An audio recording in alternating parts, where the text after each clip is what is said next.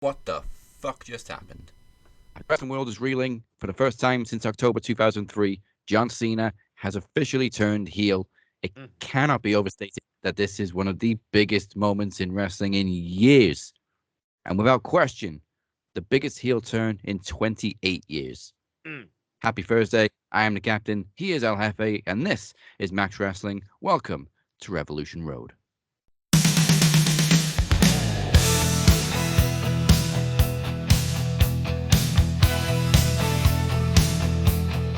There's no turning back, the time has come.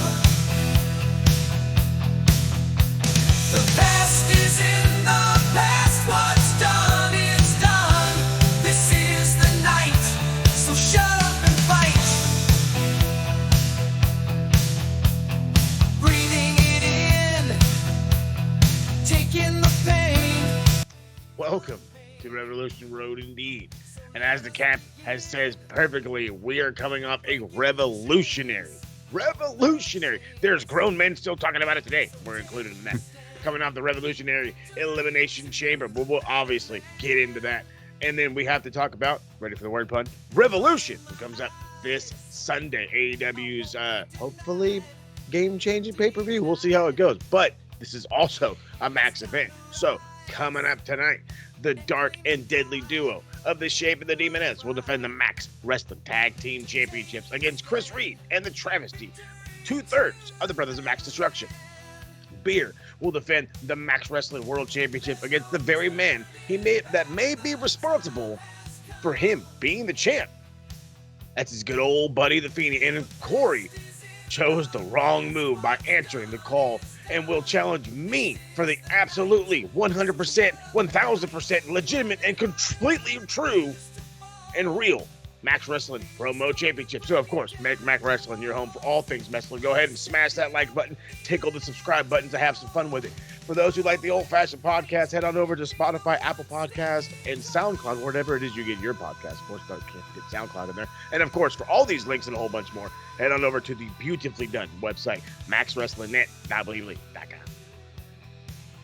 And right after this, head to our official Facebook group, Max Wrestling. QR code's on the screen right now. And don't miss the official Max Wrestling post-show after Max, hosted by our very own Knowledge Champion, who is also gunning for the Promo Championship today, Cypher. Scan that QR code, go after the show, because you never know what's going to go down on After Max, particularly after an event. Hey, especially. But let's waste no more time, because Elimination Chamber, I think, surprised everybody with how good it was from Jade Cargill to John Cena. It was absolutely unreal. Better words could not have been Thank you to spoken. Beer Good job. for spoiling Jade right Oh. right away. As soon as she shows Yes. up, he puts in the chat, Jade. I'm like, yeah, I'm not watching it live. Asshole. But Asshole. her return was outstanding. I love her look. I Oh. love her presentation. She looked like a killer. She destroyed poor Naomi. Oh, I feel bad. There's assault charges out. That's how bad she whooped her ass. Like, it was so bad. Somebody was like, call the police. Because goddamn. And then to make matters better, there was, and I love social media for this. I do. WWE has cameras in these fucking pods. Yeah. And the one with Bianca in it, and she is just freaking out like she is literally seeing her friend get M-worded. I don't think we can say the real, you know what I mean? She's just out there just getting brutalized like no end. And she can't do nothing. There's nothing she can do. Nah. So this whole thing spanned perfectly. The return Bianca of was her is awesome. Bianca was literally Obi-Wan watching Darth Maul slay Qui-Gon, stuck behind that force field. This is why we're right here. That's what I'm talking about. But I do have a problem with Bianca, because like she went through that whole hysterical episode watching Naomi get the shit kicked out of her. Then she entered the match. Obviously, she went to check on Naomi, but then almost immediately got thrown into match mode. So that was fine. And then she wins the match. And then ever since then, she's been all smiles and happy and celebrating. And then, like, but 20 minutes ago, you were hysterical because your friend was getting murdered. Also, literally anybody else in that match would have made more sense winning. And you know what? That's the overall consensus of a lot of folk, TSK included. At the time, I'm like, sure, she won because she's over as fuck. I guess that's a good enough reason, right? I mean, that's why Jimmy won, right? Right? And that's what I kept telling myself. That's, I'm sure, what some of the TSK were telling themselves. But you look at this overall picture and you're like, why? Yeah. You really sit there and you have to think about why. Liv is overdone, which is okay. We get that. We understand that.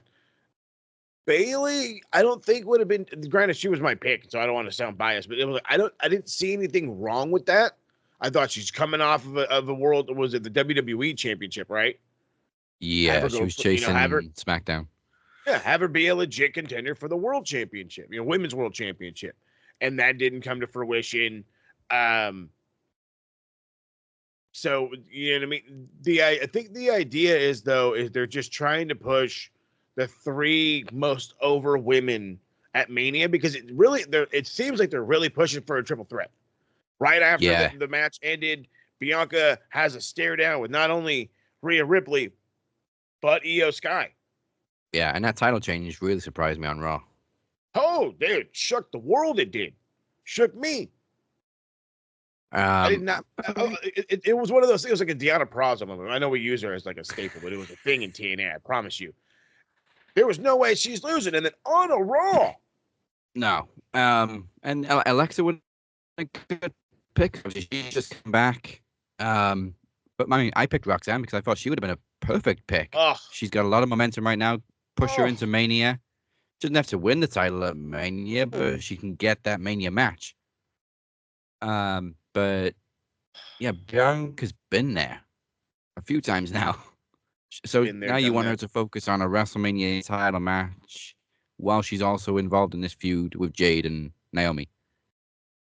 Pretty much. And like when we saw her on Raw and SmackDown, it was like nothing even happened to Naomi. So you know what? You're first off, good job. Kayfabe is dead. But doesn't this already give you Jade's probably gonna try to fuck Bianca out of this match anyway. Or maybe Naomi is. You already have that inkling feeling that something's gonna happen to Bianca, and it's like, so then what's the point of this? You know what I mean? There's tension elsewhere, obviously. Why not rock with the hot tension? But I mean, I don't want to say I get it because I don't. I understand it. I guess understanding and getting it in some type of way are different things. Like I get it because your three top ladies, probably your three biggest merch sellers, your three biggest influences in the women's division, however you want to word it. But you know what? You brought up Roxanne, and I went on a rant on my with the TSK.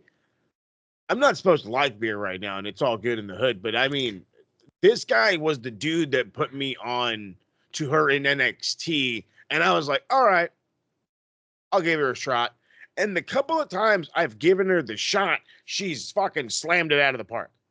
Hit it from halfway across the pitch. You know what I'm saying? Just drills it.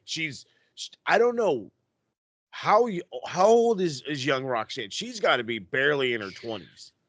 Yeah. She's young.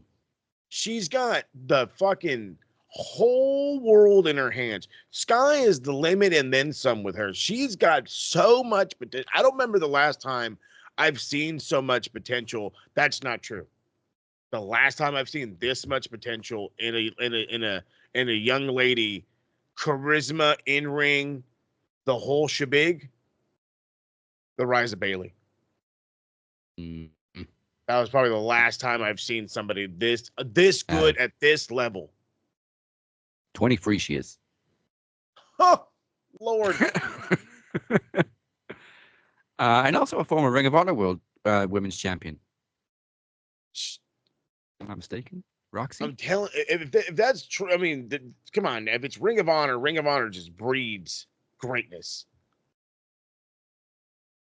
And if not, well, then she should be there one day. Well, after her WWE run, because right now she's outstanding. Yeah. And I could have totally see her win this and have a great WrestleMania moment. But you know what? And the boys are calling it, and I'm it's Harold that's calling it. And when Harold's calling something, you kind of got to roll with it. Roxanne wins the Rumble, has WrestleMania next year. Yeah. She was the Ring of Honor World Women's Champion. Actually, the first one. Hey. Now you're talking. And she dropped it to Deonna Purrazzo. Oh. Hey, you bring up Deonna, and there you go. So I think that was my only qualm from Elimination Chamber was Bianca winning, because I just think she is overpushed, and anybody else would have made more sense while she's in this feud with Jade and everything too. But it was a great match anyway. Yeah. Yeah. No, Liv's gone a little rusty now too. Oh, that door slam into Naomi too looked vicious. Fucking Naomi sold brutal. the attack so well, so a lot of credit to Naomi too. Superstar name And- is superstar. And I gotta give credit to Liv for like freaking out, thinking Jade was coming for her too. Oh, The whole thing was perfect. It was great. 'Cause whoever's writing this stuff, excellent work. Yeah, not Road Dogg. Oh God, no. We know what he's writing. The women's tag match was what it was. Trish still looks incredible. Stop it. Jesus Christ. I'm all And watching then- this and I'm just like, my wife's right there. Don't say something inappropriate. I was like, good goddamn, I wish I was 12 again. And I was like, what? What did I just say? 25 years in the business, still looks great.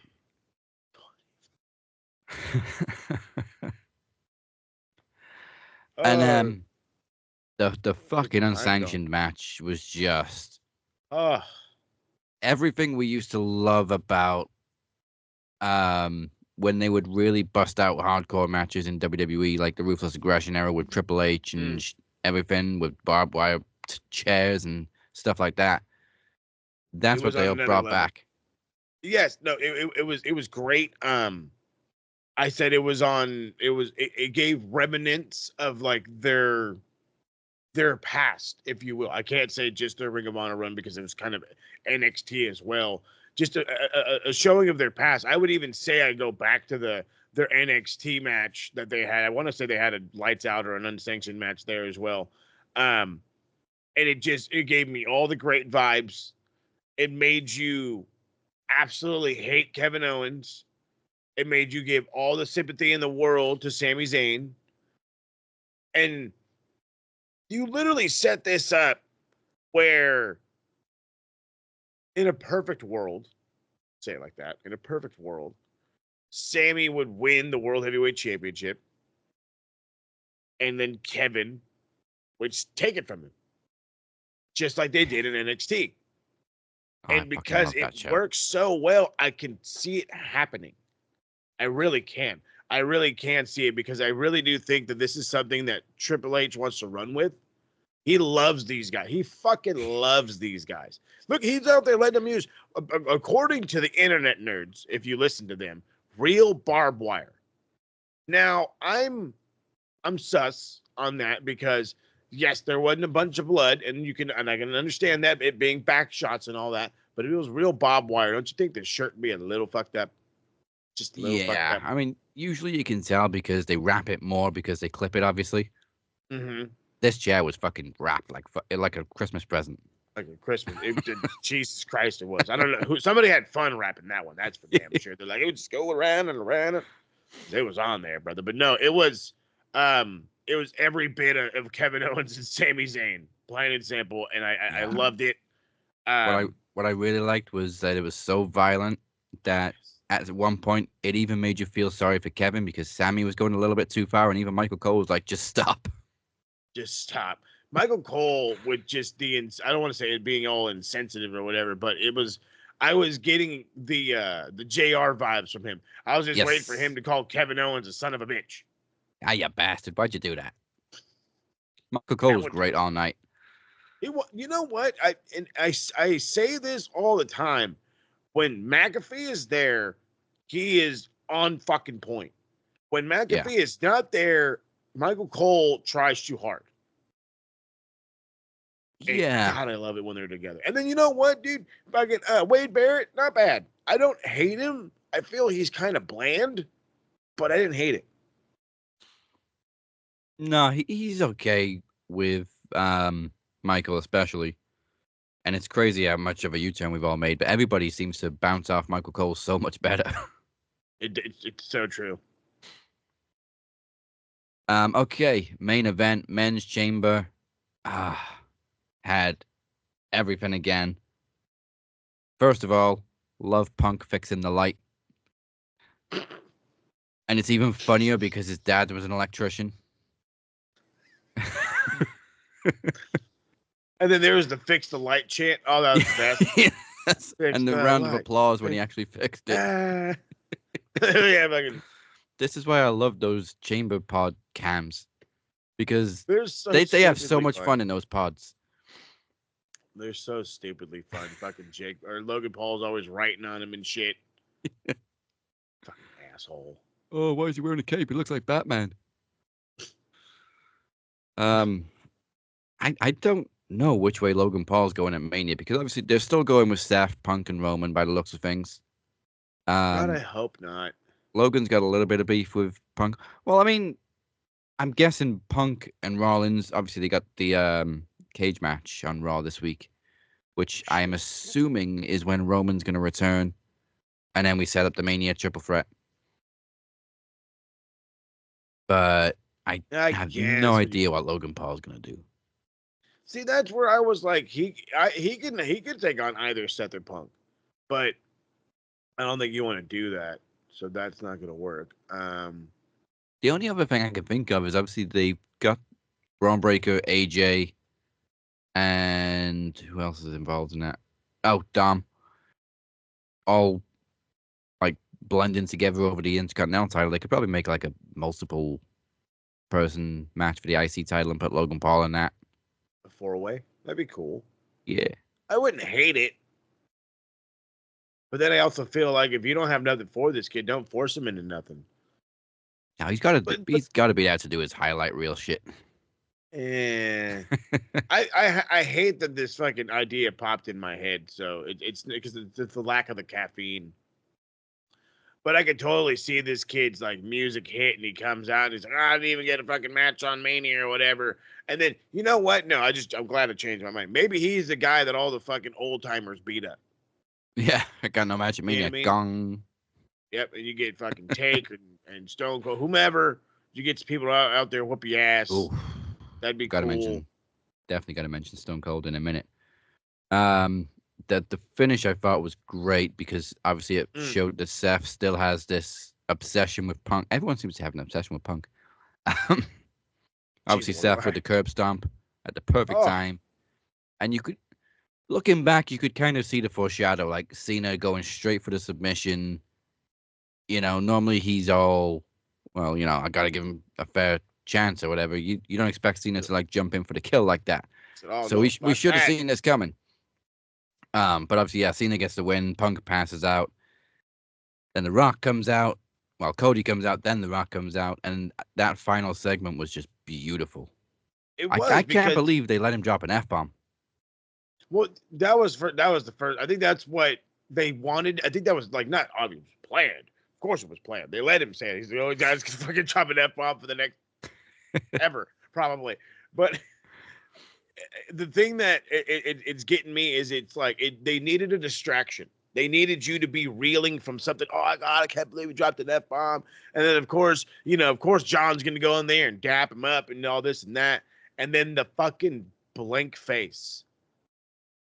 Like, Cena was like Jekyll and Hyde. His whole face just transformed.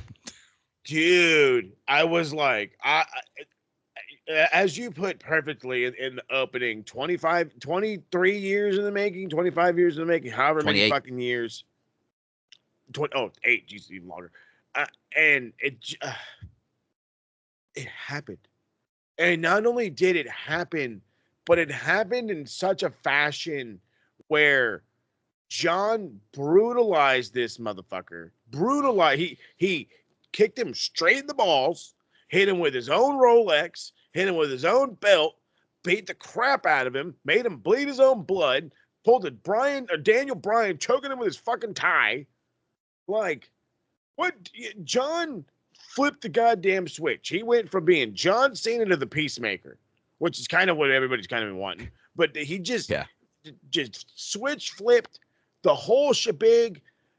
But I got more questions now. I've got more questions. This is the thing that irks me because I go back to, I want to say it was the Rumble when The Rock came out and he did the whole 1, 2, 3. And so you can say that the 3, like this, was John. And when he did the whole thing, he did 2. Yeah. So what's the 1? And now, like, as over the top as I've been, because I've talked to everybody, people who know wrestling and don't know wrestling. You know, John Cena turned heel. It's being fucking capitalized. I love Jon Stewart, by the way. One of the guys on the Daily Show has used that as what's going on with Donald Trump. It was the perfect analogy. He's like, John Cena turned heel on all of us. That's what Donald Trump did. He's officially turned heel on everybody. We're fucked. Jon Stewart could have been like, I was right all along. You guys booed me when I cost him the title. This is true. He knows. He knows. He was aware before anybody else knew. The only downside to that segment, of course, was Travis Scott not knowing how to pull a punch or slap even. But, yeah, not even a punch, slap. Slapped the shit out of Cody. He choked the fuck out of him. Oh yeah, Cena had to pull him back.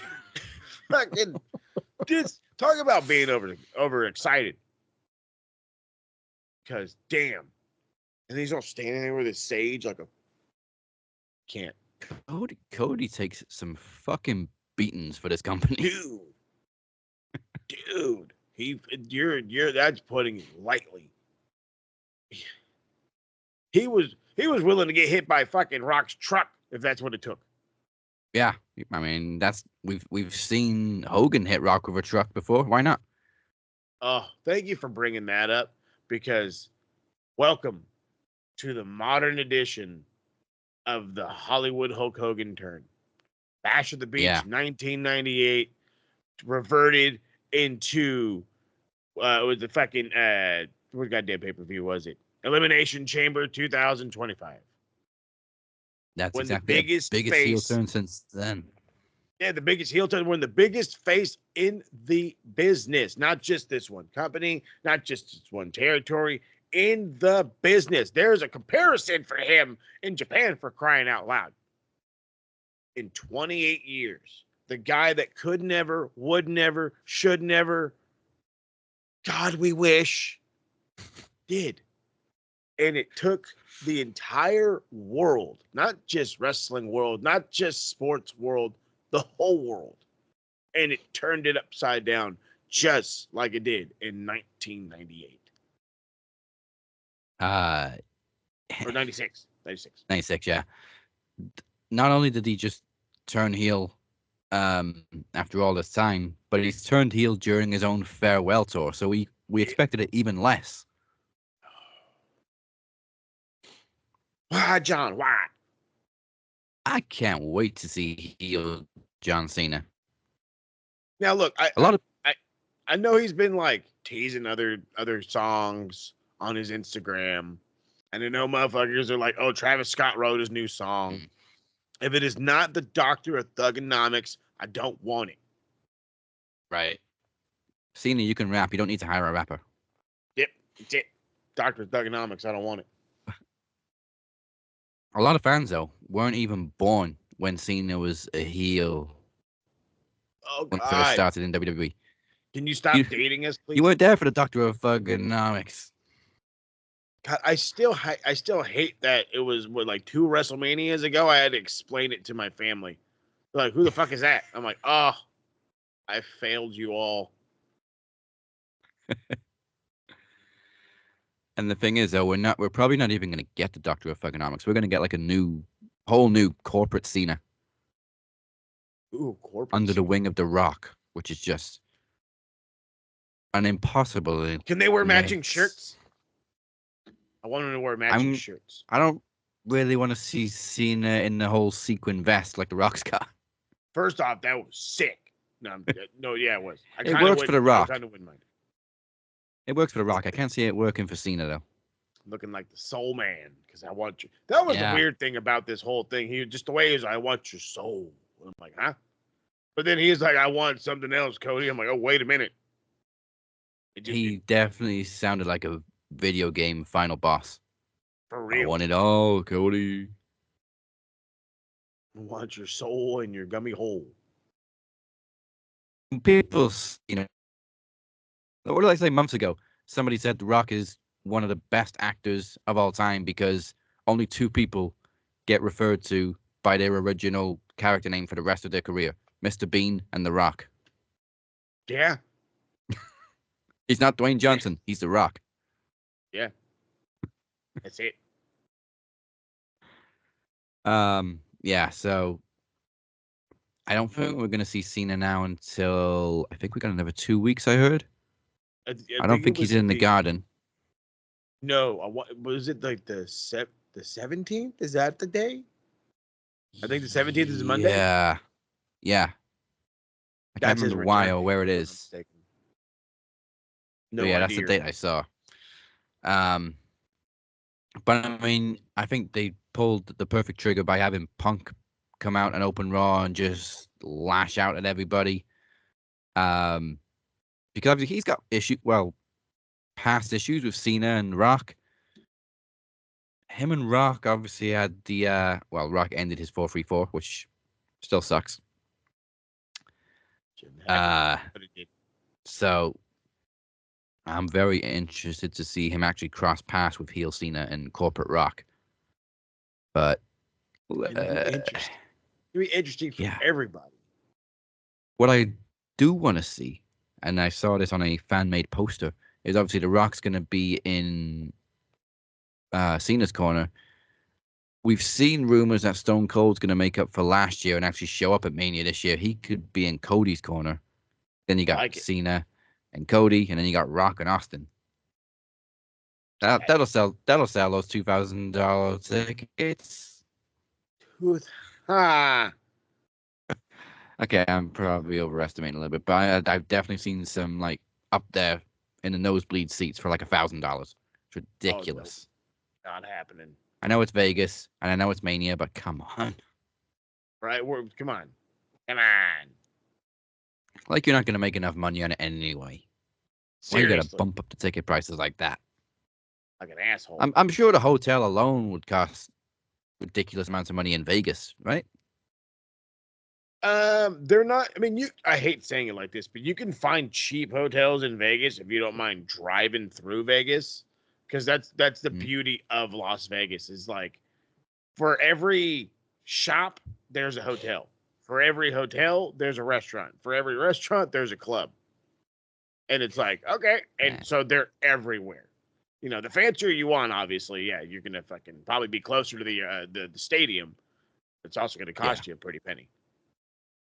So like all the hotels within like, what is it, like a 5, maybe 10-mile radius of Wembley? Not too bad. But then of course there's an event on, and then they hike all the prices up. Oh, yep, that's how it goes, baby. Wonder what it costs for an FA Cup match.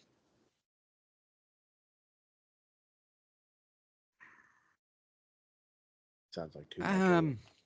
Actually haven't had a look. But yeah, they're pretty pricey for Lincoln Park, and they were pretty pricey for AEW last year. Well, yeah, last year. So that's how they get you, the hotels. Mm-hmm. So I don't understand why the WrestleMania tickets up in the nosebleeds are like $1,000 a piece. Because apparently WWE don't make no money. No money at all. That's why they got that Netflix money.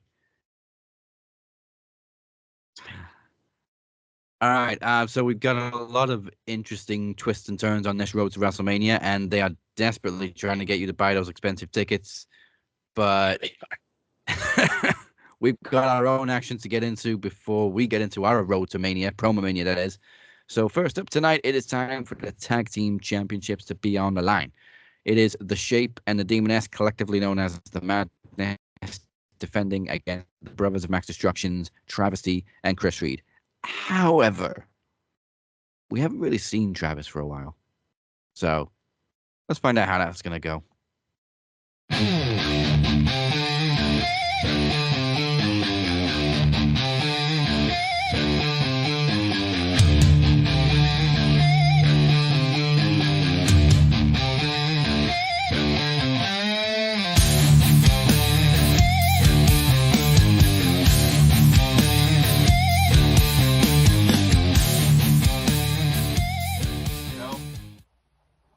I have no problem of facing both the Demoness and the Sheep. I have what it takes to win the tag team titles for my brothers. Because I am the Desolator Chris fucking Reid. Even if it means if I have to take on both of you one at a time or at the same time, it will make no difference with me. Because I will do this for the brothers of Max Destruction. I will do this for my brothers. Demoness, the Shape, you two are on my hit list. And I'm looking to cross your names out.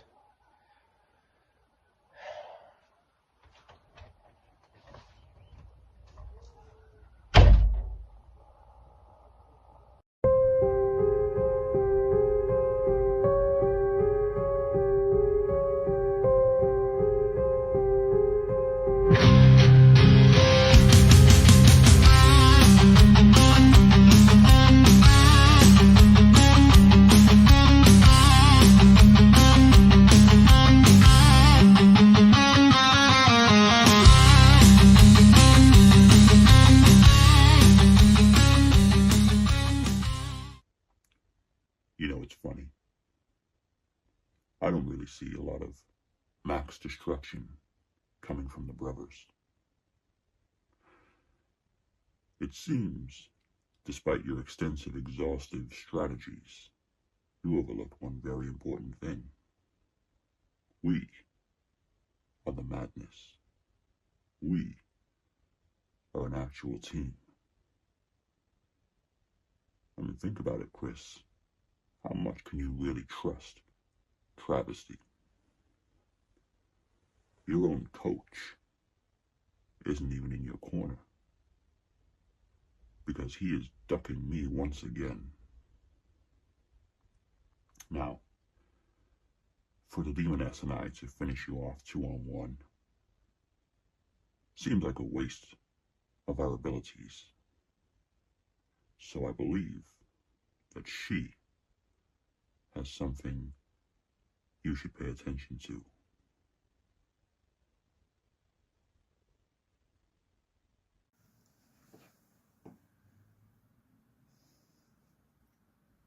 I smell a moto. I taste their fear. I smell fear. Why can we only smell one? It's been a while, mortal ones. But we are back. Where? Oh, little one. They sent you. Oh, look. They sent the little mortal instead. Weren't they brave enough to come face up me and the Shape? So they sent you. You are more naive than I thought. You're also very stupid.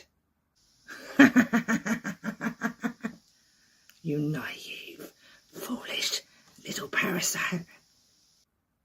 Hello, Chris.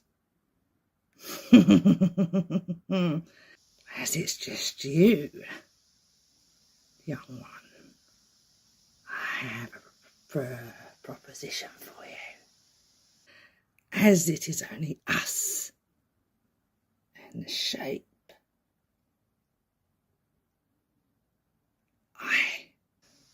I, the demoness, will challenge you, Chris, to a one-on-one at PromoMania. I am going to destroy you, and I'm going to enjoy it. The chaotic destruction, the fire, the hell. Challenge you. The ant, Chris Reid, to a one-on-one at PromoMania. I am finally going to put you in an early grave. You have tried to go and get Nicola's attention.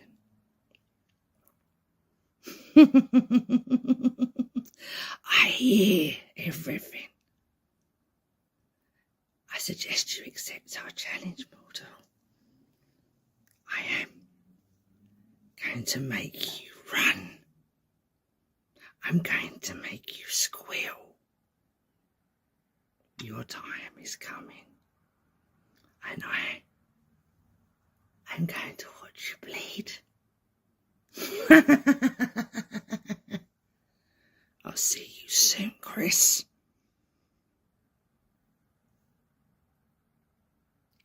You're gonna die.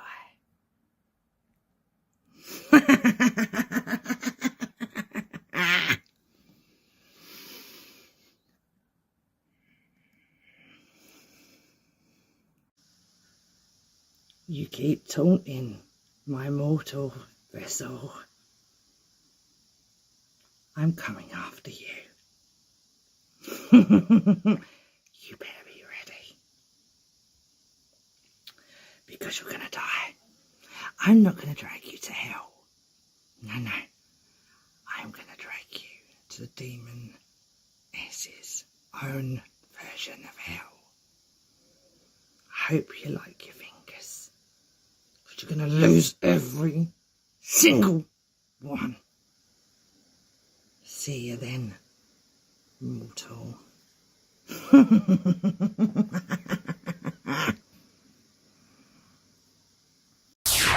So we don't have any recaps this week because obviously we had a lot to talk about the Chamber, and we're going to predict Revolution a little bit later on. But Bia wanted to, even though he's not doing his NXT round, he wanted to talk about Evolve, which I think debuted on Tubi last night. So here is a Evolve round from Bia. What's good, people? This is Beer. This is your... No. This is your WWE Evolve round. This was the inaugural episode of WWE Evolve. It is full of WWID talent. There's people from the Performance Center. There's some names you probably know, and there's names that you don't know. Now, I didn't really expect much from this. I thought I'd give this a watch, but I was actually impressed. I thought the show curved. It was very, very good. 45 minutes worth of wrestling. This was good. This was a very good watch. So we start the show with Shawn Michaels giving a tour to the roster of Evolve. And we have the opening match of the night. Sees Callie Armstrong and Danny Palmer face Kendall Gray and Callie Bright. Now, I'm familiar with Kendall and Callie and Danny Palmer. Not seen Callie Armstrong, but I gotta say, all four impressed. It was a very fun match, I gotta be very honest with you. As I said, I didn't expect much, but I got what I wanted. You know, it was a great opening match. Callie and Kendall pick up the win. Kendall submits Danny Palmer with an armbar. And we then get a recap of the history of the promotion Evolve with past history such as legends such as Drew McIntyre, Cody Rhodes, who was even at Evolve. We even had Austin Theory and a lot of names on there. Paul Heyman was even there, so that was good shit. Then we have a backstage segment with Jackson Drake, Ricky Smokes, and Brad Baylor talking about the main event that's upcoming. And then we have Sean Legacy, Cappuccino Jones, my guy, and Jack Cartwheel, a name familiar with AEW, talk about the main event as well. Next up, we have Keanu Carver versus Trill London. This was a squash. They were going to make Keanu look like an absolute demon, which he did. And Keanu was so over, and he destroyed Trill within 2 minutes with a sky-high powerbomb. Then at the end, Carver cut a sweet-ass promo, Jacob Fatu-esque. Sold already on this guy. And then we have Luca Cristofino then talks to Peter Rosenberg and says that he isn't there on behalf of the D'Angelo family and scouting the future. Maybe even Luca is even considering possibly being gay in the ring. I wouldn't mind Luca. We need to see more Luca in action.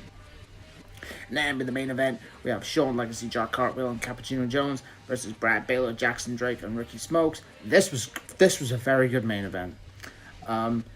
Legacy, Cartwheel, and Jones pick up the win. It was a very fun match. Jack Cartwheel hit the whirly curly, and then it was a great sweet ass finisher by Shawn Legacy. This is the first show, so I'm trying to get used to all the characters and used to all their finishing moves. And they pick up the win. Callie Armstrong then demanded another match after the loss earlier, but she didn't get pinned. It was Dali Palmer tapped out. And then we have, to close off the show, we have Shawn Michaels and Ava talking backstage, and Ava's already got some ideas for next week's show. We will see Harlem Lewis debut next week, but we want Zeta Steele, and I want to see Kylie Ray. But I got what I wanted. I got 45 minutes worth of entertainment. It was a very good show. So yeah, Garment, WWE might have something cooking. It just reminds me a bit of NXT in the early days of NXT when it was only on for like 45 minutes an hour on WWE Network. But it's on Tubi and it's on YouTube as well. But yeah, impressed. Impressed the show. And I win. Not you won. Thursday on Max. Predictions, recaps, trivia, and groundbreaking promos, and the occasional rant. I'm going to say it again. Fucking Netflix. Fucking Netflix. You have known for months now that this Jake Paul, Mike Tyson fight was going to happen. You knew. You had more than enough time to get the infrastructure for your website ready to go. Join us on the Max Wrestling Podcast every Thursday. Exclusively on YouTube and audio on all podcast platforms. Go to maxwrestlingnet.weebly.com. Welcome back to Revolution Road. I am the captain. He is the El Jefe, speak his name, and he appears. Make sure you smash that subscribe button. Follow us on YouTube, everywhere, so all social media and all podcast platforms. And for all the information that you need, head to maxwrestlingnet.weebly.com. It's like typing and clicking and all that stuff. Go do it right now. But unfortunately, no recaps for you this week because it is absolutely crazily stacked here. But we are going to jump into some more promo action because as much as the Cap wants to keep saying the title is retired, it's alive and well, baby. I am the promo champion and I will prove it by defending it. It is time for Corey to have to do the Walk of Doom, if you will. Let's see if Corey can hang on facing King Mo.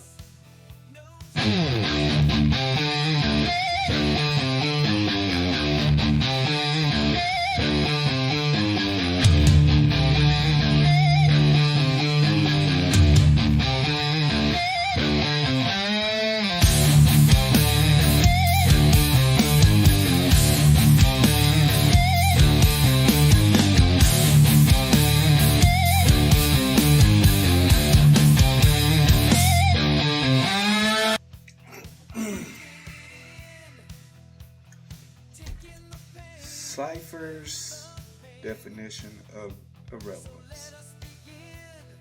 Something that once had meaning, that no longer has any meaning or ceased to exist, and has been long forgotten about. That Moses, you're as irrelevant as it comes. So, today we're here to discuss why I feel like this is going to be the biggest waste of my time in my career here at Max. So, Moses, you have a very, very bad track record of stabbing people in the back just to get what you want, just to get what you deserve. And all El Jefe wants is respect. But he don't give a damn about respecting others. All El Jefe wants is to be relevant. Now, in case you came up with a bit of a case of amnesia over the last 4 years, there was a reason why the promo title was deactivated. But 4 years later, here we are, and Moses Marquez cannot seem to be relevant without holding a title. So what did you do? You did whatever retro king magic that you did. Decide to live in the past and decide to bring back a dead championship. Now, Moses, I don't expect to win here today. This is not why I'm here. I could care less about the promo title. I'm here to make a statement and a fact that you are irrelevant. Now, don't get me wrong. I will give you your flowers. You have an impeccable list of accolades. Good for you, Moses. I love that for you. But what I don't respect is you have to find a way to just take the knife that you wield, and just cut off every friendship you had in this business. You and Beer were the best tag team. But what did you do? You stabbed Beer in the back because you couldn't stand the fact that Beer was world champion and you had nothing to offer. You went back in time. You decided to call yourself the self-proclaimed promo champion. A title that was literally surrounded by controversy. And what does El Jefe love the most? Controversy. That's right. That's what really gets you going, right? Controversy. The feeling of feeling important. Just the reverence of you thinking that anybody gives a damn about that promo championship is just beyond laughable. And I get it, Moses. You want to feel something. You want to feel important. You want to feel like people should give a damn. Moses, we give a damn. Even in times where we shouldn't, we do give a damn. Like I said, your list of accolades is impeccable. But why? Why must you go back and do the same fucking routine every time and stab people in the back? Cut them at the throat. It doesn't matter how many times it seems that we try to teach you this lesson, old man. You just keep repeating history. And you know what they say, those who fail to learn history are doomed to repeat it. And sadly, it goes both ways. Because we still trust you enough to give you friendships, partnerships, tag team opportunities, but you cut people off. You want to be a boss. You want to be a captain. You want to be a kingpin. I don't know who has it worse when it comes to multiple gimmicks, you or Dazzy. Who do you want to be in this business, Moses? You've been here longer than I have. You paved the way for me, which I gladly appreciate, but what I don't appreciate is why you feel like you should be the A champion when you keep failing at everything.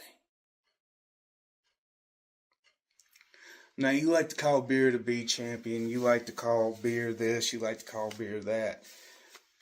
In due time, Beer will deal with you at PromoMania. But I'm here at Revolution Road, not to win the promo title. I don't want it. That title seems like it's already got a bad curse on it as is. So I don't expect to win. I don't want to win. I'm just finding me something to do to bide my time until Ring of Game starts. And just sit back, relax, and just watch. Pay attention. Study. That's how I became the Knowledge Champion. I didn't stab nobody in the back.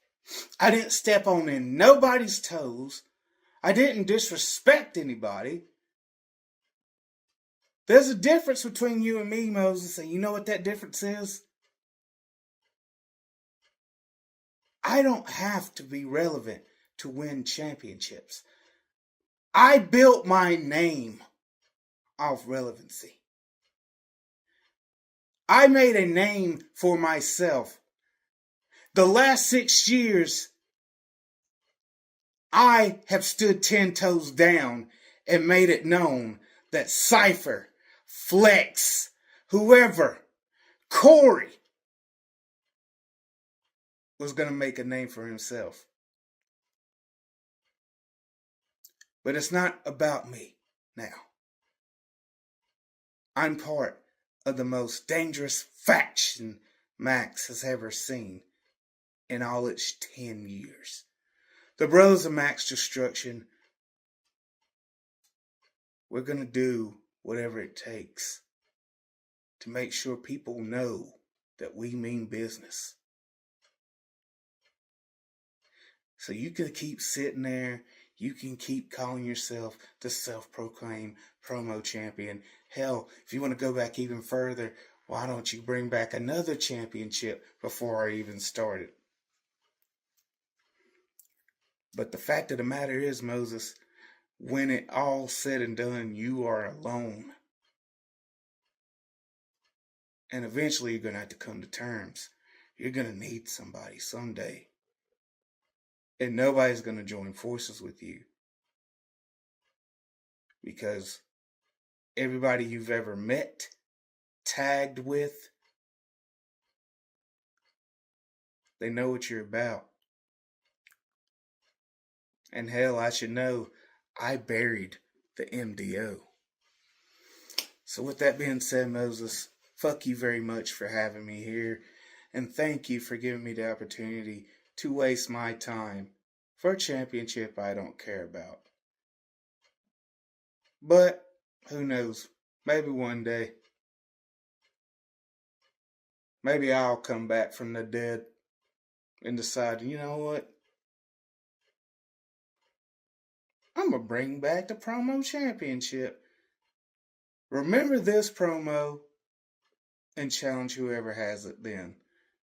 But for now, it's still unofficial. Have a good day, Moses.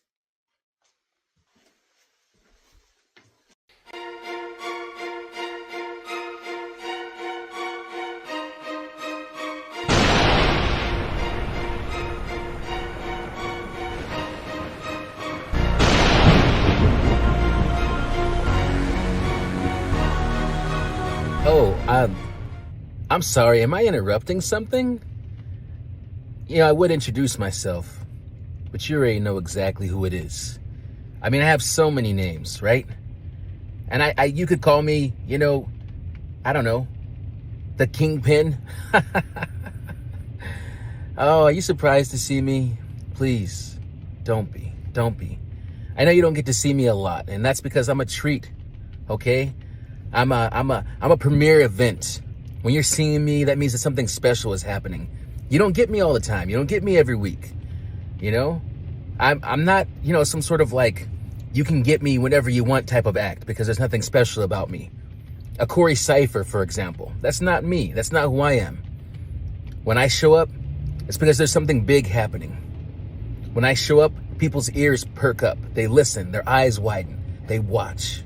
That's what I do. I bring movement. I move the goddamn needle.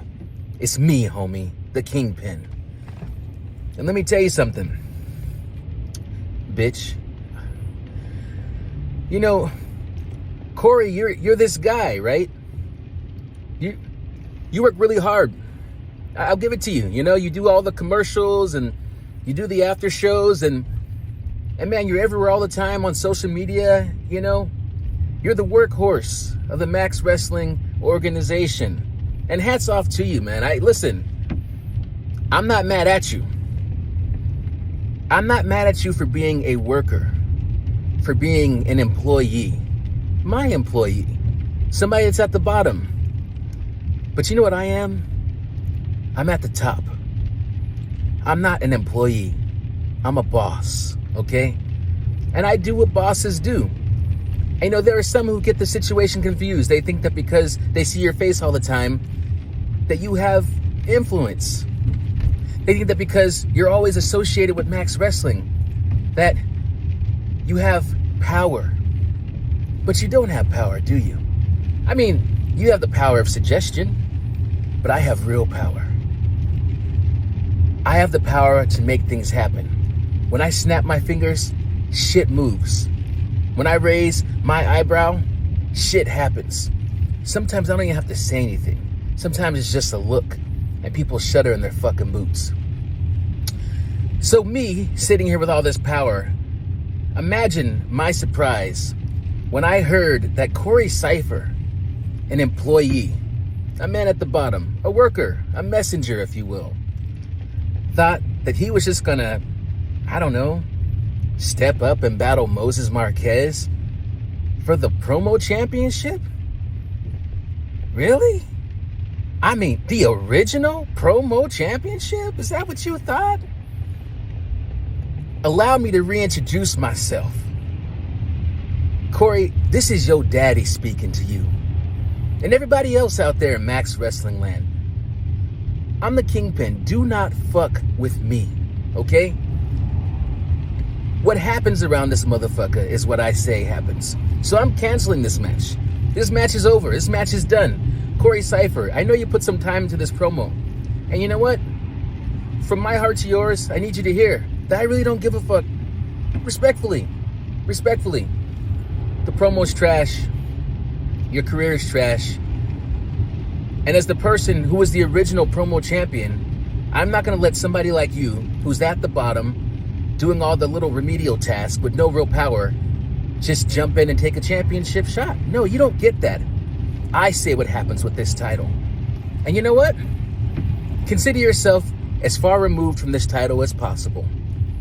Let me tell you what's going to actually happen. If Moses Marquez wants real competition, if he wants to be able to call himself the promo champion, he's going to have to earn it. Not by beating Corey Cypher. Anybody could do that. Anybody could do that. No, Moses Marquez, for the Max Wrestling 10th anniversary, you're going to have to go against me, baby. The Kingpin. Remember me?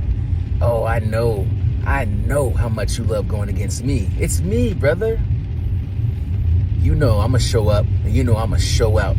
And I'm in top form, baby. Remember this? Remember this version of me that would sit behind the wheel and cut promos, piss people off because I was always in my car? Remember that shit? It's me, homie. I'm back. This guy is back. So Moses Marquez, I know you thought you had an easy path, but you don't. This shit with Corey, it stops here, it stops now. It doesn't go any further. You got me. Max Wrestling, 10th anniversary, the promo championship. If you're really somebody, if you're really something, prove it.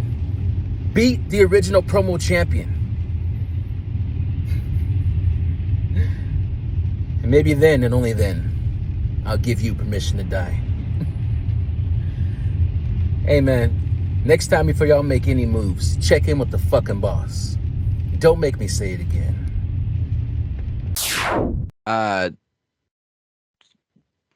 Of course. Cypher, I don't know what to tell you. This is why the promo title isn't official. We're not playing by Max's rules right now.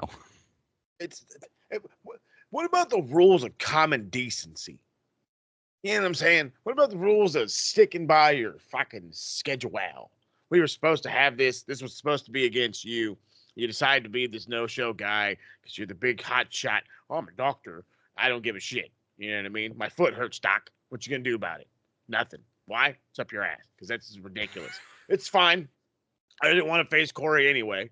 It's neither here nor there. We want to extend this 2 weeks. You want to claim that you're the OG of this championship. Yes, you may have been the first promo champion. Congratulations for it, but I hate to break it to you, brother. I wasn't the best.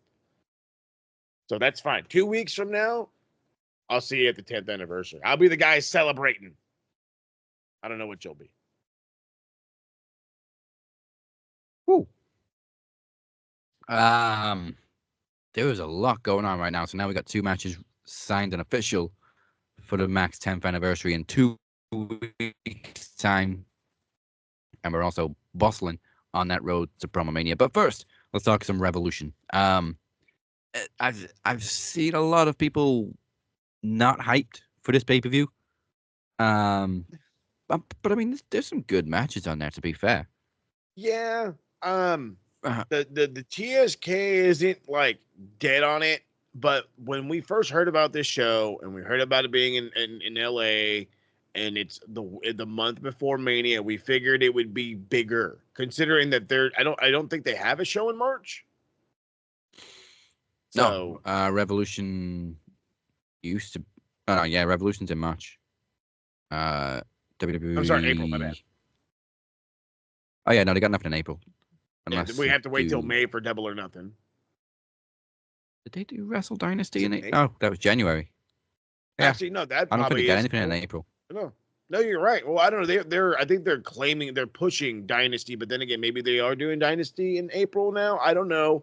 As of right now, though, I just feel like there's going to be a big gap between now and Mania, and you could have did a little bit more. You could have, but they're saving all their real big eggs, if you will, for All In Texas.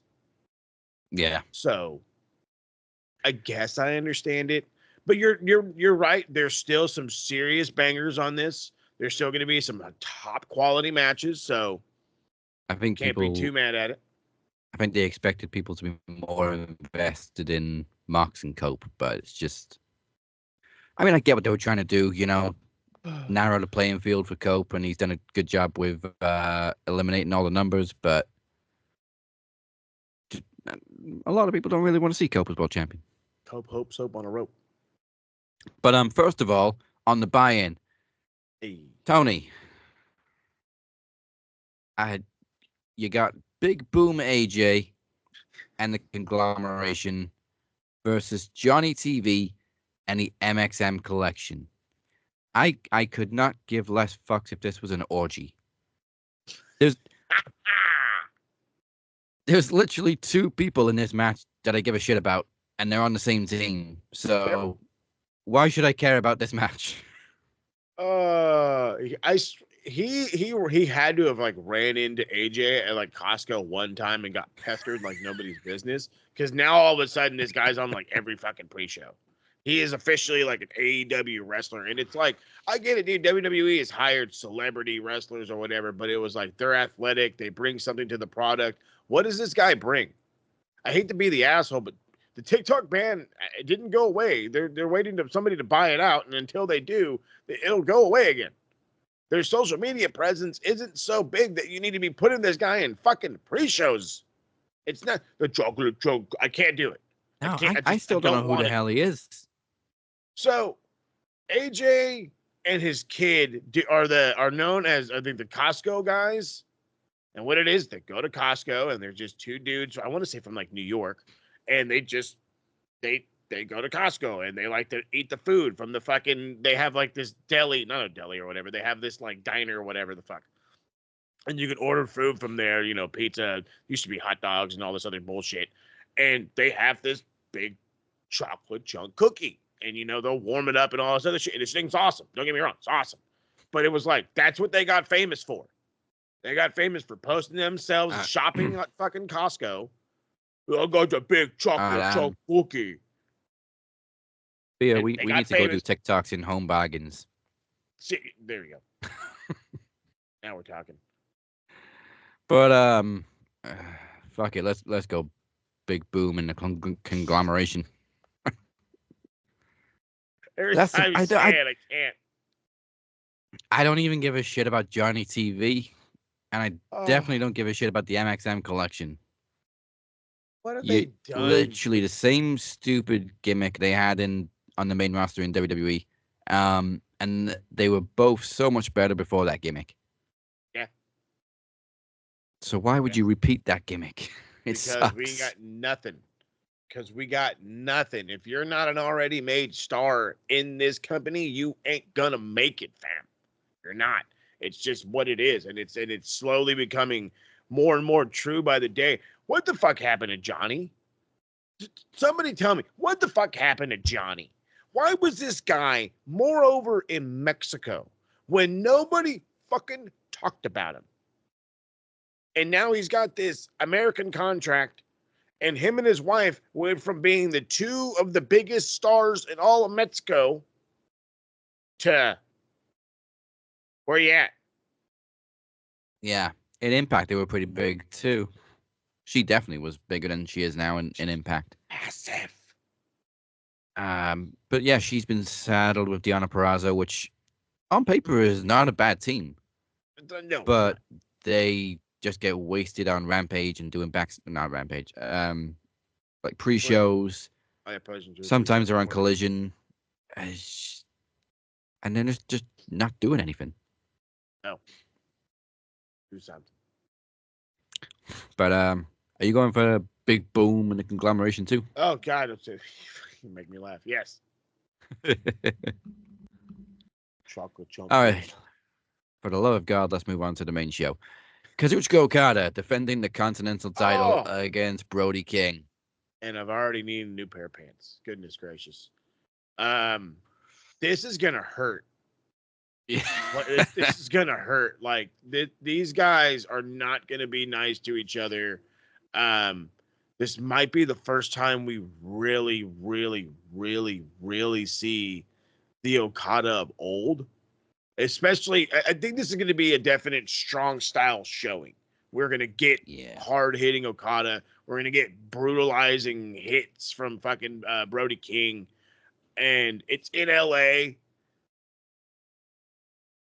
God, I would pop like a motherfucking madman if Brody King won 40 something minutes away from Van Nuys. But it's not going to happen. It's Kazuchika Okada. Talking about Okada here. Unless he's fucked out of it, it ain't happening. How long has Okada been champion now? I want to say 7 months. God, if I'm right, I'm going to be hilariously crazy. I'm trying to think want to say that where he won it. That part I couldn't fucking tell you. He beat Eddie Kingston. In March last year, so he's had it almost a year. Oh, now. It's already been a year. March 20th. Hey, it's our anniversary. Shizzle. There we go. So there's no way he's. Well, I don't know. He got to go a full year. Yeah. Nobody else is good. See, that's probably that one belt where it's like you don't really need to change it. There's just no real deal. Especially when they've got 2 other mid-card titles. Yeah. Literally, they got 3 mid-card singles titles. Yeah, it's a tad much. I mean, I get it, the international is meant to be like for people to go away and shit, but then again, I kind of thought that's what the Continental would have been, and then it's almost like Continental is the heavyweight mid-card title. TNT is the lower weight mid-card title, and then, like you said, the international title is meant to be for touring. See, so they did copy New Japan.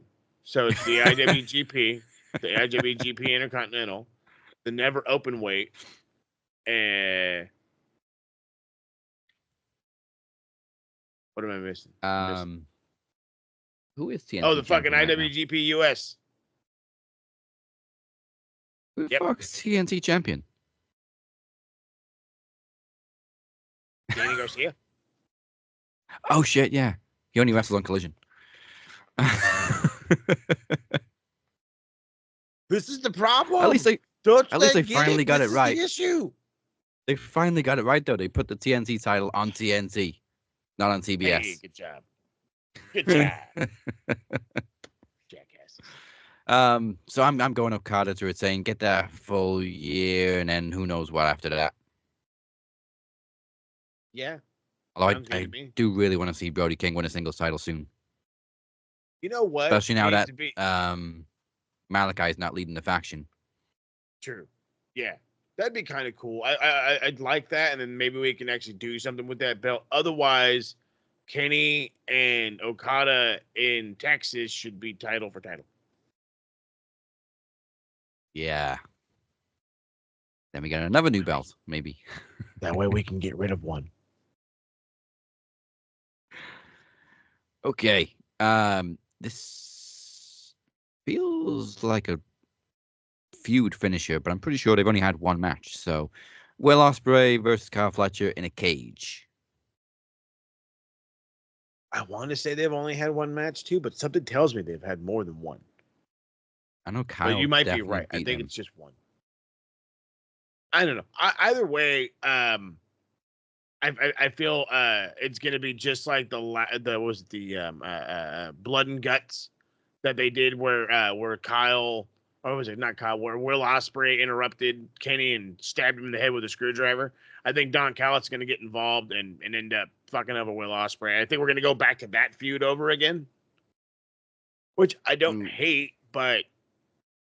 Well, I mean, if we're going to go to a third match, then surely Ospreay has to win this one because Kyle won the last one on pay-per-view. Oh, okay. Well, then there you go. We'll have it there. But then if you have it third, you're going to do it, what, in Texas? And what's the stip? Death match. Death match, last man. But I guess that's the way we're going for Hangman and MJF if they have a second match. So they're trying to go fucking Inferno match the way fucking MJF was, crazy bastard. I was hoping they were going to get Inferno. So I was like, oh no. We haven't had an Inferno match in AEW yet. No, not yet. And do an actual Inferno match, not a fucking stupid Ring of Fire match. We're going to put fire on the ring, but you win by pin. Then what? Do it proper. No. No, you win by setting him on fire. Don't fucking pin him. Torch him down. Burn him. Burn them all. I can actually see is it Mark Davis? Interrupting because obviously he was a little torn on Dynamite before finally nailing that chair shot last night. So I can see him being a instrumental piece of the outcome. But I'm definitely going Ospreay to get a win back. The guy who didn't want to be a bad guy doesn't want to be a bad guy, so he's going to turn on the bad guy. I love it. Yeah. I fucking love it. Yeah, hell yeah. 2 for Ospreay, or you sticking with Fletcher? Oh, no, Ospreay. All right. Makes more sense. Then they can kill each other in Texas. And on that note, MJF versus Hangman. MJF almost killed Hangman last night. We've got a really unhinged MJF right now. Yeah, he the claiming back to be the MJF of old. It's like, I don't know if this is the MJF of old. This is the MJF of something else, though. I don't think we've seen him this dark and twisted before. He's been an evil little fucker before, but last night he tried to murder a man with fire. So, if there's one feud I think we can keep going, it might be this one. Yeah. I don't really see this. Like, I don't want to say like, oh, I don't see it ending. There's no way it should end. No. You're going to have an end. However, we can keep it going. And I could totally see MJF getting disqualified for using the ring or whatever. And then they go at it again at Double or Nothing, where they go the Hangman route and they go Blood and Guts. Or not Blood and Guts, but, a fucking Texas Death Match. So or you save that for Texas because you know what I mean? I mean, you got to have Texas Death Matches in Texas. It's just a regular match, you say, because we're in Texas. But no, I think that's what you could do. If you really need to put it on the back burner till July, you could probably have Hangman win. No, you'd have to have MJF win. I mean, I think they're building, obviously, they're pushing Hangman to become an uber face with this feud. So you could probably have the match end by ref stoppage if MJF just keeps beating him down like an ultra heel prick. I like that. And then you can have him take a couple weeks off, and then when his return hits, you play his old music. Yes. I mean, I love his current music, but that old one hits different. But that'll show you the switch. Yeah. Kind of like that famous AJ Styles switch back to his old gimmick when he comes out to Evil Ways, and then it just switches into the phenomenal theme. What a pop. He got so many awesome themes. I hate that guy. Yeah, AJ's music was on point in TNA. I wish we could hear it once in WWE. He says he can't stand it. Get ready to fly, but it was awesome. Chris Van Vliet said the same thing. He's like, no, I don't want to hear it again. I was like, AJ, come man. on. AJ. What time? Okay. I really want to lean towards my wishful thinking for this one. Mercedes Moné defending the TBS title against Momo Watanabe. I really want a new TBS champion. But it's fucking Mercedes. So Ryan Reynolds was like, I wonder if Mercedes could play for Wrexham. Oh, wait, no. Did she get fucking paid too much? Fucking hell. That was a great one. I'm waiting to say that all week. We know what we want, and we know what we're going to get. And it's just, this is that time where it's like your parents are telling you can't leave until you eat your vegetables. I don't want to fucking eat my vegetables. And then you're going to sit there until it's dark. I'm going to sit here then until it's dark. Then you realize, crap, it's really dark outside. Yes, I'm going to eat my vegetables.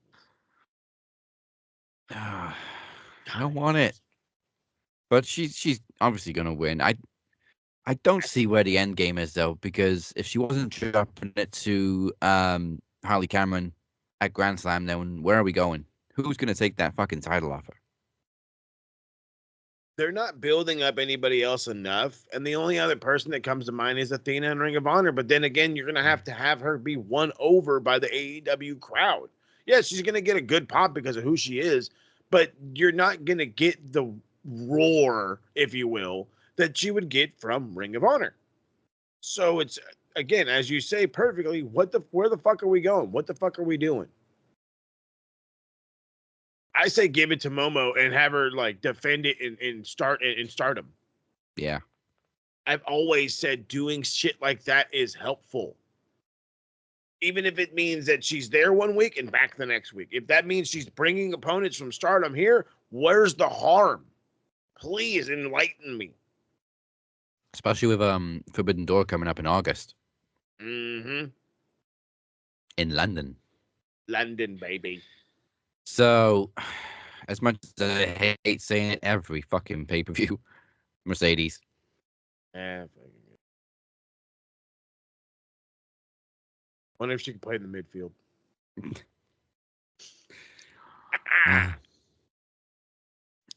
Ooh, this is a tough one. Hurt Syndicate defending the tag team titles against the Outrunners. The Outrunners are so fucking over.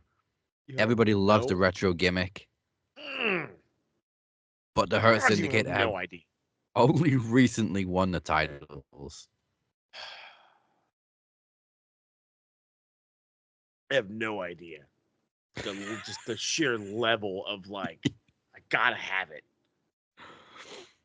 But I think the Hurt Syndicate wasn't brought here to fucking just look nice in suits, even though they look good in suits.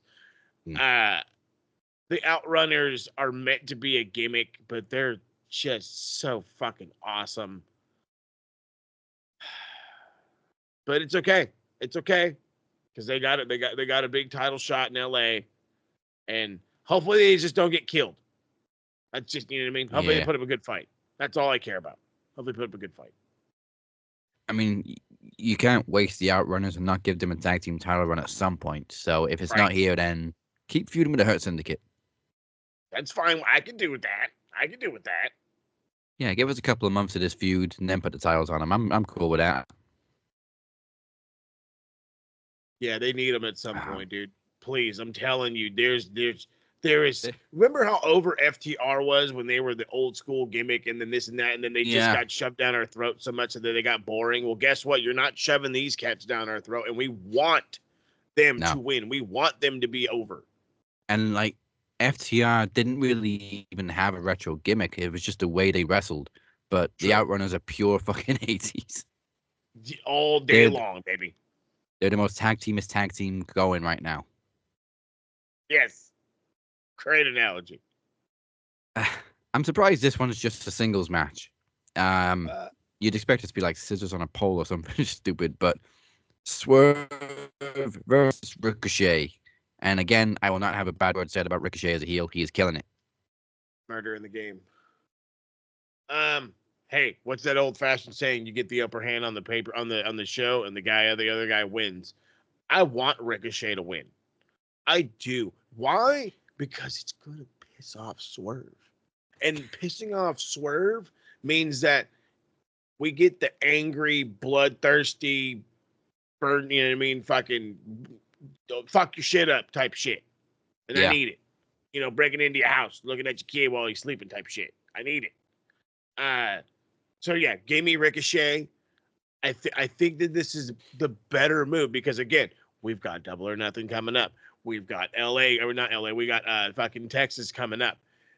They're times away, but imagine what you can do in those times. Imagine what you can build over those times. Maybe you don't want to constantly push the crazy side, if you will, quote unquote, of Swerve Strickland, but this is the feud to do it in. Doing it with Hangman was spot on. This is probably another one on that level. To the point of their little in-ring contract signing was spot on. He remade Ricochet. We were begging for Ricochet to put the mask back on and go back to being fucking Prince Puma because he couldn't do shit. And then he had his moments where he couldn't cut promos, could barely complete sentences. And now he's got confidence. He's got potential, and it's back to looking up and up for Ricochet rather than out and away for Ricochet.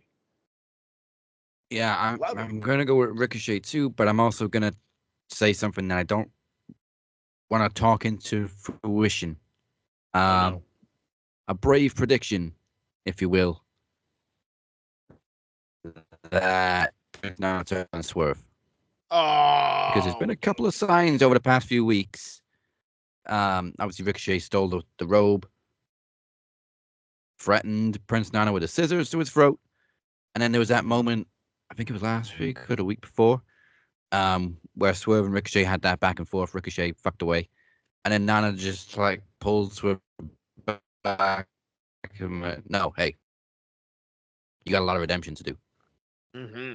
So I don't really want to see it because I love Swerve and Prince Nana, but it would be pretty shocking for Prince Nana to turn heel.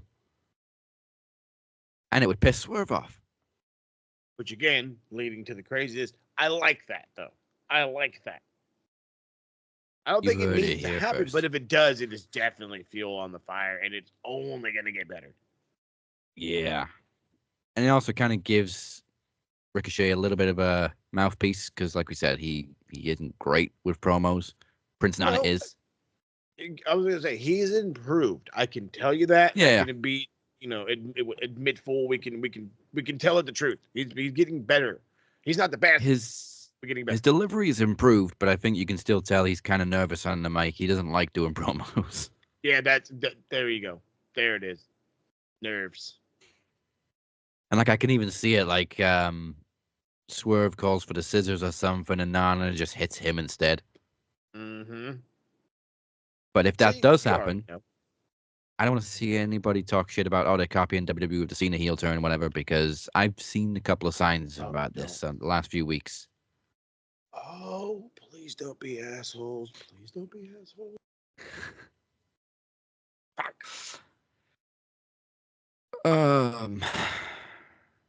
Obviously, we're going to get a third. No, this is the third match. This is the third. Okay, Toni Storm versus Mariah May. Falls count anywhere for the women's world title. does Toni Storm drop it right back to Mariah? Because we're seeing a more twisted side of Mariah May now too. So either she's become twisted enough to get one over on Toni Storm, or she's become too twisted that'll fuck her up. The issue that I'm having with it is if Toni loses, what do you do with her? Yeah. Is she the TB one that goes after TBS championship? And even if she does, what kind of momentum is that to go backwards? You know what I mean? There's not too much in that. I don't think that would really work. However, you can very much take a Mariah May who's utterly furious coming off of a hot feud, who unfortunately got one-upped by the mentor, can go down and beat Mercedes Moné. I think that is something that could work, but at the same time, it's I feel like this is I don't want to say rushed, but it was rushed. You know what I mean? Yeah. We don't have an avenue around where to go next. We don't know how hard of a fall Mariah May is going to take after this feud. We don't know how big of a fall Toni Storm's going to take after this feud. And it brings up too many questions. And I mean, I might be overthinking it. Maybe I'm not overthinking it. So for right now, I'm going to say it has to stick with Toni. Toni has to retain. If anybody's got to, I guess, drop their standard, quote unquote, have to be Mariah May. Which isn't a terrible, terrible thing. But, I mean, she got over fast. And like people were in love with her. So it's you know what I mean? It's definitely one of those where you can go either or. I really do think you can go either or. Yeah, I'm so torn on this one. Even if Toni does win, like Mariah doesn't really need to go for a title. She could just go on a furious rampage for a few months. No pun intended, Toni. See what you did there. But it's just the unhinged side of Mariah May, plus the stipulation of Falls Count Anywhere. I can just see her going nuts.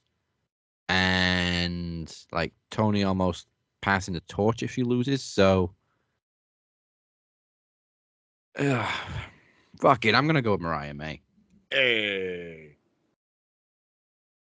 Job. Yeah. Now we're talking. Ooh. Okay. So you got one match that a lot of people don't really care about versus one that I think some people are maybe sleeping on. Konosuke Takeshita defending the international title against Kenny Omega. This is probably going to be match of the night in terms of wrestling. You can fucking say that again. This is going to just utterly slap on top of slapping with some giggling in the betweens. I love slap harder than Travis Scott. Heyo. I love Takeshita. I do. But we're talking about Kenny Omega. And we're not talking about Kenny Omega before losing 2 feet of intestine because he's battling with diverticulitis and he's slow and he's battling with vertigo. And I'm talking about the Kenny Omega that went to Japan and reminded the world against Gabe Kidd who the fuck he is. The same dude who's going to show up here and show Takeshita, hey, I'm that cat. The first time we wrestled was not that. This is it. And it's going to be something on a different level. It's going to get people back on the Omega train if they're somehow off of it. And at the same time, this is going to be one of those scenarios where, hate to break it to you, Takeshita, you don't look bad. Or actually, I should break it to you. You don't look bad after getting beat by the great Kenny Omega. That's just what it is. You know what I mean? As Toni Storm says, this is what happens when you battle with God. You know what I mean? Kenny Omega's the God. It's Alpha versus Omega, and unfortunately, the Omega came after Alpha, which meant it was better. Oh, they're gonna slap the shit out of each other. Yeah. I would love to see Kenny get another title in AEW. How long has Takeshita had the international title? I want to say about a year. That one sounds more like a year than the other one did. But I want to say this one's going on a year. He beat Orange for it. And again, losing to Kenny fucking Omega doesn't hurt anybody. So give Kenny a title. Yep. And then, like I said, we could even go fucking title for title at Texas with him and Okada. Yeah, if we are heading towards that at All In, then we need to build some more momentum for Kenny. So give him a title. This is where it starts. Okay, probably the main event. John Moxley defending the AEW World Title, or defending the bag, against Cope. Mariah's been taken out. Claudio's been taken out. Pac's been taken out. Wheeler's fucked off. So Mox is literally going alone. But that could also be a little red herring with Wheeler Yuta, so we'll keep that in the back pocket for now. But I'm still going with Mox because I don't see why Mox should drop the title so quickly, especially when we still haven't seen the fucking title. Are we getting a new belt or what? Probably. And it's I've been saying it for like the last 4 weeks, I think, maybe 3. There's one man, and but one man only, who can save us. And you may hate him today, but you will love him tomorrow because he keeps a roof over your head, clothes on your back, food in your belly.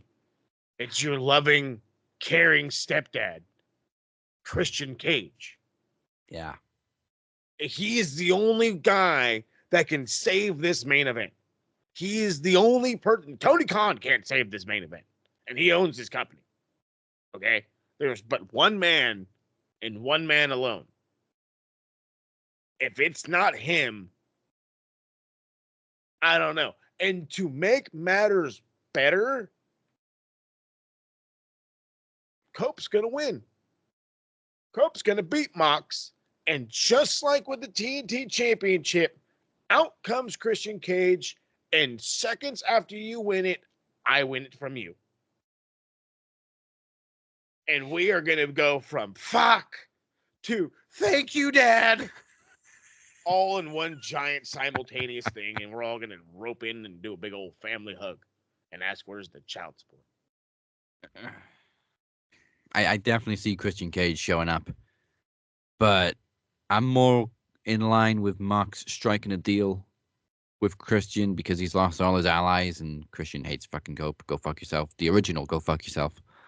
There you go. He could. Well, we got when's Double or Nothing? May. Hey. We could maybe do a triple threat at Double or Nothing. You want to get fancy? I like it.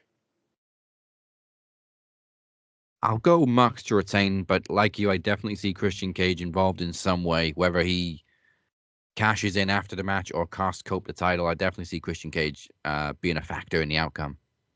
Yeah. Sure. So maybe we're sleeping on Revolution. Maybe we've overhyped it. I don't know. Right. Some of it looks really good. So we'll give it a shot, see how it goes. Hate to say it, but they got a lot of work to do after the hype coming off of Elimination Chamber. Oh, there's so much of it. But thank you for joining us for Revolution Road. Before we get to our main event, we want to remind you that the 10th anniversary of Max Wrestling is coming your way in just 2 weeks' time. So we got an event this week, and then in 2 weeks we're celebrating our anniversary on March 20th. Usually our anniversary is the week before PromoMania, but PromoMania is in fucking Easter weekend this year, so we got a lot of time to wait. It's all good. And you do not want to miss a television championship rematch, as Blade Rodriguez issued a challenge for one more shot at El Capitan. And as it's the 10th anniversary, there will be some surprises, and you can also expect me to make a major announcement that will alter the current landscape of Max Wrestling. Can't wait to hear that one. And of course, we gotta love the official theme song for Max Wrestling's 10th anniversary. It is We Made It! Once again, by the Captain's Revenge. This one taken from the Cap's debut album, Monster, which is available now on all music streaming platforms. go check it out. But it doesn't stop there because, like I just said, we are almost at the end of Revolution Road. That means we are well on our way to PromoMania 10. And it comes your way April 15th and 17th for another 2-night epic. As many of you have heard over the past few weeks, we have already had two massive challenges set. One of them, last time, the Captain versus the Phoenix. It's blood versus blood in a cinematic finale to end at PromoMania Trilogy. Gotta do it.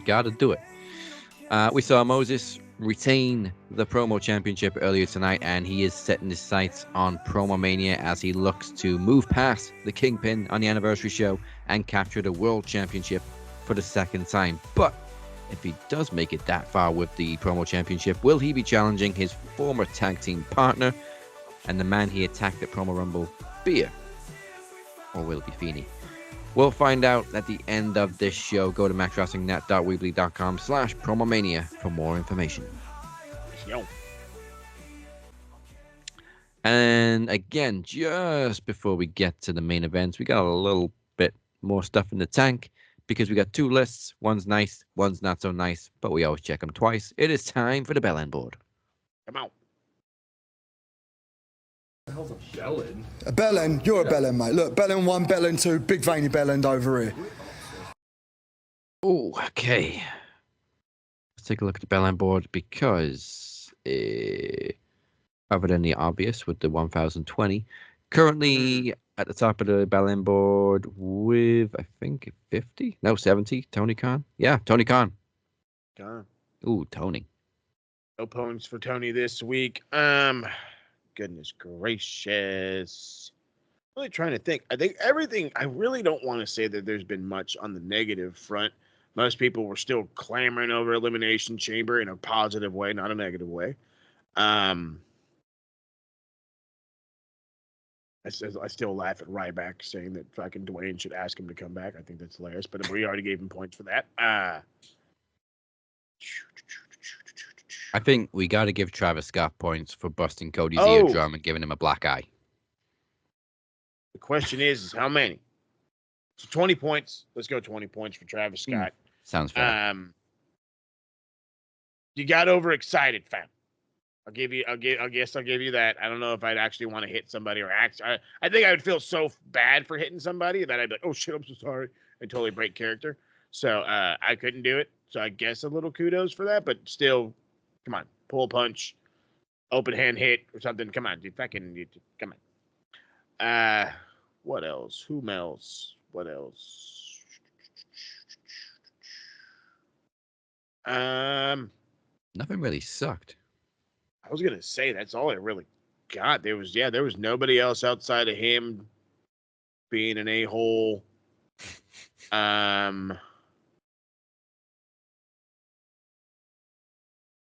Yeah. I think we had a good week. I think we got it. I love when these good weeks happen where it's so hard to find somebody to put on the negative board. I love it. Yeah. But Travis Scott's a one man band right now. I almost want to give Cena some kayfabe sake for turning heel, but it was such a good heel turn. I don't want to. Perfect. All right, then a very short bell. Oh, wait a minute. No, wait. Somebody sent me one. I think it was Chris Reid sent me a suggestion for the bell board this week. Uh-oh. Chris Reid's normally got good ones. Oh, that dumbass Bobby B from the pro wrestling world. Oh, Jesus. This is an essay. So I'm going to read the whole thing out because there isn't a We Think Kayfabe is Still Alive post this week. So anybody that follows the pro wrestling world on Facebook knows that Bobby B is constantly posting dumb shit and stupid posts and ridiculous opinions. The B in Bobby B stands for bullshit. Hey. So Rhea Ripley lost the women's world title on Raw to Io Sky. Shocker. And I don't get the hate for Rhea Ripley, but here we go. Bobby B said, I sound like fucking Siri. I am so happy this talentless and honestly ungrateful waste of space lost.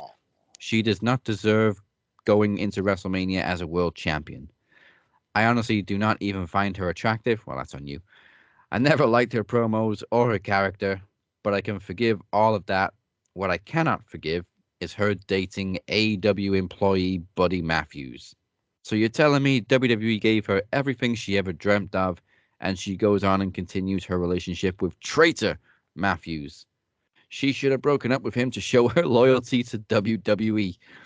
I keep saying it. WWE should be more and more cutthroat with things these days. Fire anyone that has any ties to AEW. Show them that they need to isolate AEW. This is the only way we save wrestling. I want all my fellow WWE freedom fighters, fuck me, to join force and stop simping over Diarrhea Ripley. Diarrhea Ripley, got it. I fucking hate tribalism. Oh, you sound so fucking stupid.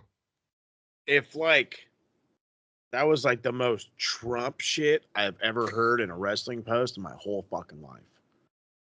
If you don't want to be like me, you get the fuck on out of here. That's exactly what it sounded like. Fucking word for word. That's what I heard. I don't like your kind. Okay? The fuck? You married a traitor. So? The fuck? What the fuck? What the fuck? He did. Oh, I want to know in the archives of this shit, because you fucking Facebook archive shit. Go back. Did you do the same shit when Moxley left for AEW and Renee was still in WWE? Or Selena Vega and Malachi, because he's only just left and gone back. Going back. Going back. Oh, God. Who else we got? Who gives a fuck about their personal lives and what company they work for? People who are dumb. So now my question to you is, do we go point straight to Bobby B, or do we take down his whole page? I don't know how he's a fucking admin on this page. I really don't. Because every post is ridiculously stupid. Just for the pure, absolute ridiculousness of that entire post, word for word. I've actually lost IQ points reading it. Hooray! We're all dumber for hearing it. I'm going to go, fuck it, 100 points to Bobby B. You got it. You're right there below the rat face weasel. Congratulations. And may God have mercy on your soul. I understood that reference. Oh, Bobby B, you get 100 fucking bellend points, you bellend. Go touch grass. Thank you, Chris, for pointing that one out to me, because, geez Louise, I don't think I ever need to go on Wrestling Cringe ever again, because that just took the cake. Took the cake and ate it. Thankfully, we have another board, which is a little nicer, so let's put some points on the bruv board. Bruv. Thank God for the nice guys.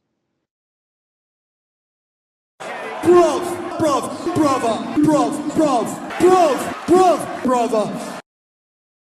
Okay, the bruv board. You know what? The bellend board's getting pretty long too, but the bruv board has a lot more names on it, and currently at the top, I believe, is Kenny. Yeah. Kenny Omega with 80 points. It's a lot of points. Okay, let me kick it off. John Cena, you got to give him points for literally, like we said, the biggest heel turn since Hulk Hogan. Mm-hmm. Where do we go? 50. Such an Easy impact 50. from that heel turn. Easy 50.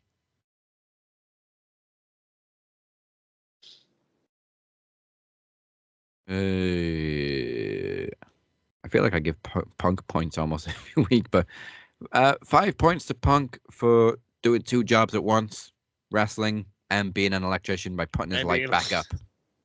The maintenance man never leaves things undone.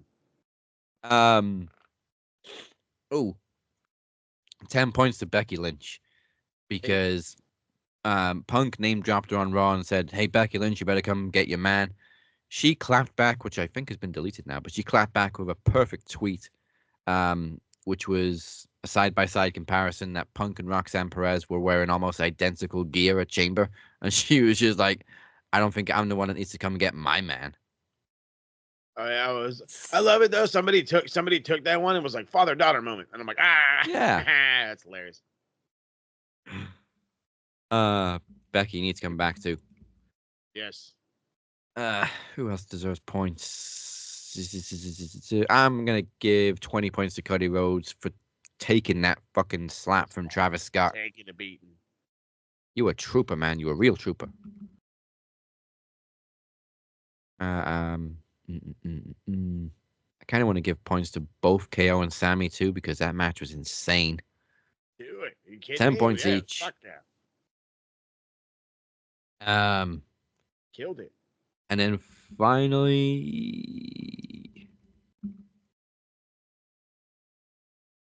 10 points to Wheeler Yuta, because unless you swerve us on Sunday, but 10 points to Wheeler Yuta for standing up to Mox. Yeah, we'll see how the swerve goes or don't go. If you do swerve us on Sunday, I'll take the points back next week. All right, bastard. Anybody else we got points for? We got Uncle John, all the other good ones. We talked about everybody. No, I think we're no lies. I want to give Roxanne Perez 15 points for just being out goddamn standing at 23 years old. Yes. Out damn standing. Oh, I did leave somebody out actually. How many points? 30 for Jade Cargill. Hey. For that return. Like I said, her look, her What a presentation, return. everything about it was perfect. You go, girl.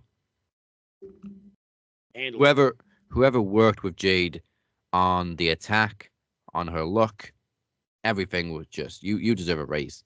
Yeah, she came out in top shape too, boy. I tell you what. All right. Okay, that is all the points we're going to dish out this week. Thank you for joining us. We appreciate you all. And before we close this up, let's find out what is in store for the TSK.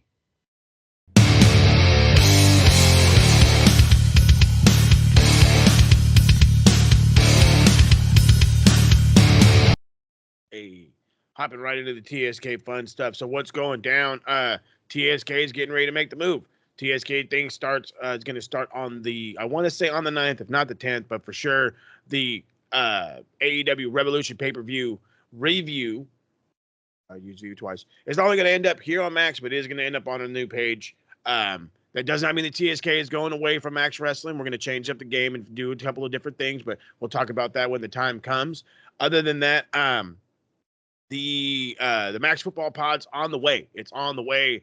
I have to do it. There is a lovely thing going down right now. Not lovely, it's totally negative thing going down in the MLS. San Diego FC had their first home game, and unlike proper football etiquette, we didn't do it. There's a lovely chant that fans of the Mexico national team like to do against pretty much any home keeper, and they yell the word "puto," and in translation, it's the F word and not F-U, the other F word that you're kind of not to say. Very homophobic. And as you know, all fucking football around the world right now is no room for racism. So we don't look too good. And your boy's going to talk about it. And hopefully we can turn it around with a win this weekend, but we'll see how it goes. But the Max Footy's coming. The boys are coming this weekend. Hot and heavy. A lot of shit coming your way. So, of course, as you already know, hit the socials. Max Wrestling UK, Captain 512, SMR Podnet. We ain't going to the Twitter. I'm sorry, it is the Twitter. We ain't going to the X. Check out the beautifully done website, maxwrestlingnet.weebly.com. Hit the subscribe button, follow button right here on YouTube. Then go to Facebook. Then hit Instagram. And then TikTok while we're still over there. And any other social you find us on. Give us a follow. Yeah, and one more quick announcement. Brand new single from Captain Revenge is dropping at midnight tonight. It is called Snake in the Grass, and it is coming from the upcoming third album, Clarity. So make sure you can check that out on all music streaming platforms at midnight tonight, UK time. Yes. Now, that is it for now. We're going to leave you with our World Championship main event. We will see you next week for all the Revolution fallout and the last stop before celebrating 10 years of Max. Crazy. Mark, say the line. It's time for the main event. I am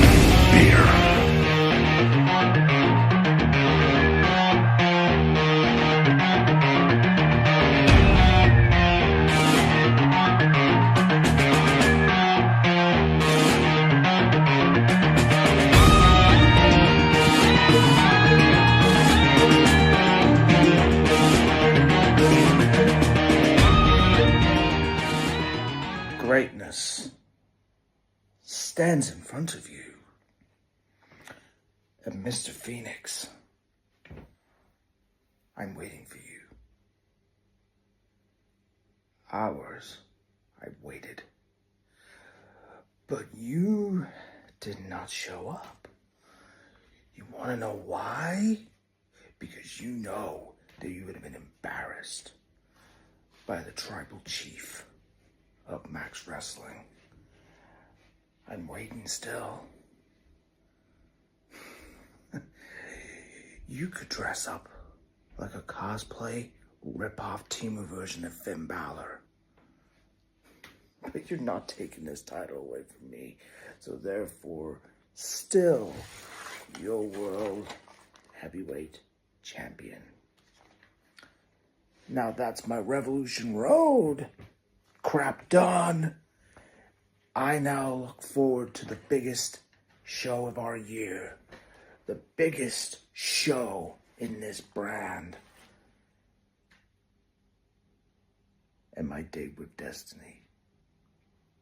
I'll have a Moses Marquez. I hope you're ready. Because I'm ready. I'm going to create history on Max Wrestling. I'm going to be the first man to walk into Battle of PromoMania as world champion. And I'm going to be walking out of PromoMania still your tribal chief, still your world champion. And I'm going to dominate anything that comes in front of me. I could say I might do this for years. Because nobody wants to step up to me. I'm sick of people disrespecting me. I'm sick and tired of everyone and all the backstabbing people who think they can get away with what they've done. But no one is going to stop what I'm going to do at PromoMania. And when it's all said and done, smash them, stack them, and leave. Moses, I hope you're ready. This big dog, I am. And you will acknowledge me.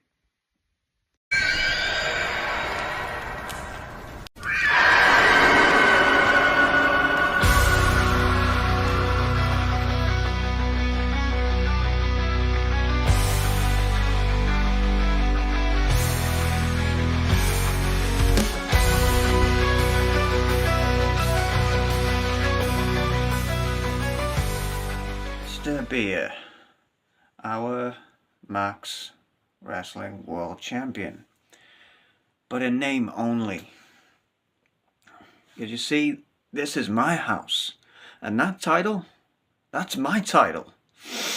And I've said before, you only currently have it because I have allowed it. But now it's time to take back what's mine.